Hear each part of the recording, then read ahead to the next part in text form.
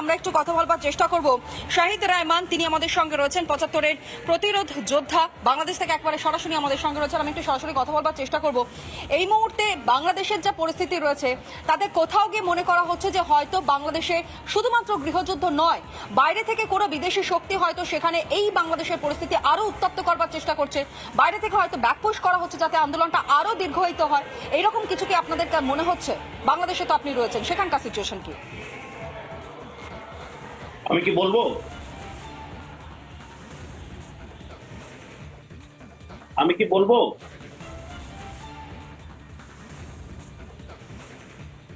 Hello,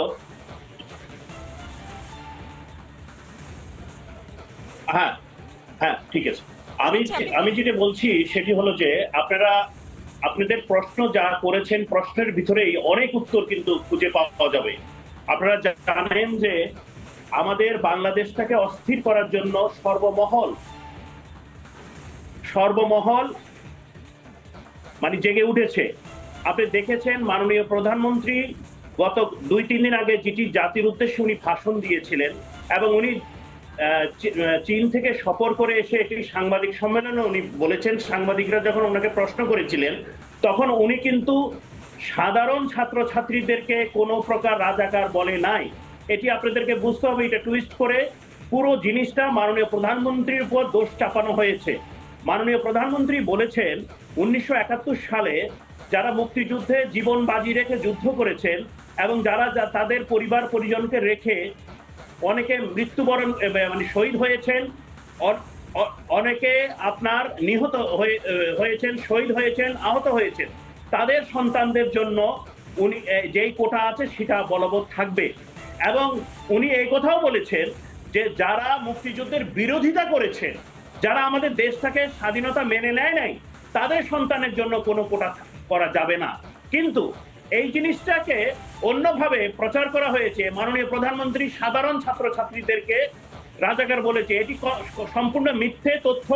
মাননীয় প্রধানমন্ত্রী কাউকে সাধারণ ছাত্রদেরকে রাজাকার বলে নাই। কারণ ওনার মতন উনি একজন প্রধানমন্ত্রী, বিজ্ঞ প্রধানমন্ত্রী, এবং উনি কোমলমতি ছাত্রছাত্রীদেরকে প্রচন্ড ভালোবাসেন। উনি জানেন যে আগামী ভবিষ্যৎ দেশ গড়ার পিছনে কোমলমতি ছাত্রছাত্রীরা আগামী ভবিষ্যৎ, যুব সমাজ, নারী সমাজ। আপনারা যদি লক্ষ্য করেন দেখতে পারবেন মাননীয় প্রধানমন্ত্রী নারীদেরকে কতটুকু ক্ষমতায়ন করেছেন।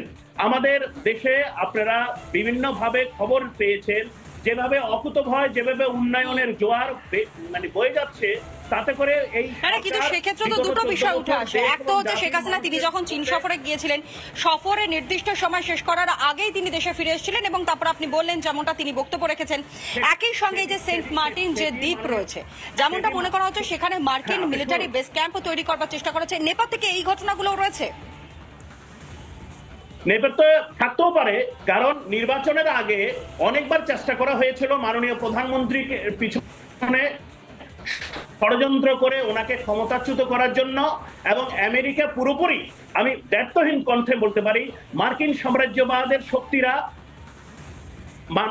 সাম্রাজ্যবাদের শক্তিরা পুরোপুরি চাচ্ছে মাননীয় প্রধানমন্ত্রীকে সরিয়ে একটি বাংলাদেশের পুতুল সরকার গঠন করার জন্য, যেটি 2008-এ আপনার সাথেও দেখেছেন।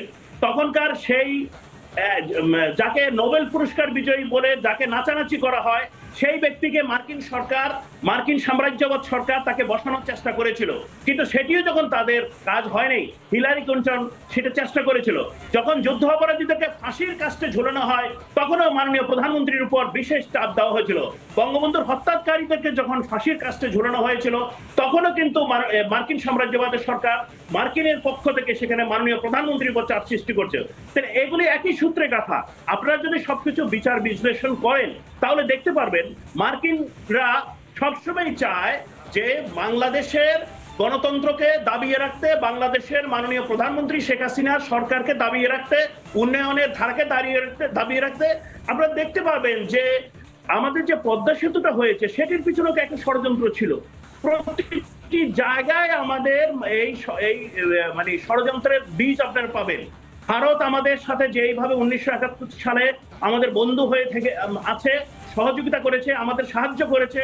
ভারত আমাদের গত নির্বাচনে আমাদেরকে যেভাবে সমর্থন জানিয়েছিল, এবং সহযোগিতা করেছিল, রাশিয়া যেভাবে সহযোগিতা করেছিল, কিন্তু মার্কিনীরা আমাদের সেই ধরনের কোনো সহযোগিতা করে নাই। তারা আমাদের বিরুদ্ধে ষড়যন্ত্র করে, তারা এখনো চাচ্ছে এই বাংলাদেশে তারা যদি একটি তাবেদার সরকার গঠন করতে পারে, বাংলাদেশে একটি যদি তাদের মন মতন সরকার গঠন করতে পারে, কারণ তারা জানে যে বাংলাদেশের সরকার কোনোদিন মার্কিন সাম্রাজ্যবাদের সরকারের নীতি নির্ধারণের উপর থাকবে না, তাদের কথা মতন চলবে না।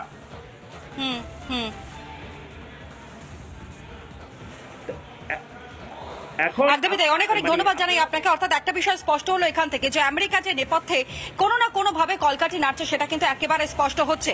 কিন্তু এরই সঙ্গে সঙ্গে আরো একটা ব্রেকিং এই মুহূর্তে যা এসে পৌঁছেছে আপনাদের সামনে আমরা তুলে ধরি। দেখুন, এই মুহূর্তে যেমনটা ব্রেকিং আসছে, যেমন হর্ষবর্ধন শ্রীংলা অর্থাৎ বাংলাদেশের অশান্তি নেপথ্যে তাহলে কি আইএসআই, এই প্রশ্নটা এই মুহূর্তে ঘুরপাক খাচ্ছে। আশঙ্কা প্রকাশ বিদেশ সচিব হর্ষবর্ধন শ্রীংলার, তিনি আশঙ্কা প্রকাশ করেছেন যে আইএসআই কি এর সঙ্গে যুক্ত রয়েছে।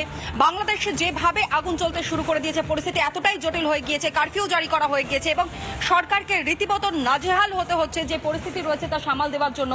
রক্তস্নাত আন্দোলন থাকতে পারে মদত, মূলত এমনটাই আশঙ্কা হর্ষবর্ধন শ্রীংলার, যে সেখানে মদত থাকতে পারে পাক গুপ্তচর সংস্থার, রক্তস্নাত আন্দোলনে জড়িত থাকতে পারে পাক জঙ্গিরা, এমনটাই আশঙ্কা প্রকাশ করেছেন প্রাক্তন বিদেশ সচিব Harshvardhan Shringla. Mr. Sheikh Hasina herself has come into the public domain and addressed the citizens of our country to put these matters in perspective, saying that we are with you, we agree with what you're saying, but the matter is with the courts and we'll try and get the courts to convene as soon as possible to take a decision. At the same time, we are seeing reports of other elements coming into the picture. There are radical elements such as the Chhatra Shibir, which is part of the Jamaat-e-Islami. There is the opposition BNP that has been involved in the protests and demonstrations, which has added a political dimension to this, the ISI being involved. I mean, there are reports of that. I mean, that whether that's correct or not, the government has to, Bangladesh government has to conduct its own investigation to find out.